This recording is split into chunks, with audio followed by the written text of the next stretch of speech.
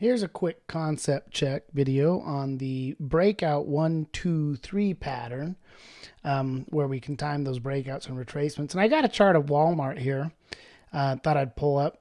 And what you see here is we have a nice ascending triangle pattern with a breakout. And that breakout 1, 2, 3, the general concept here is you buy the breakout. So you catch it.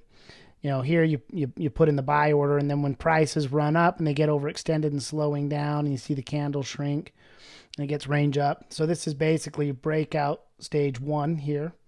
Out here where we're at right now, stage 2, you'd be better off waiting for the revision to the mean for that to pull back down and start to form support and go back up. So that would put you into stage 3. So buy those breakouts, breakout 1.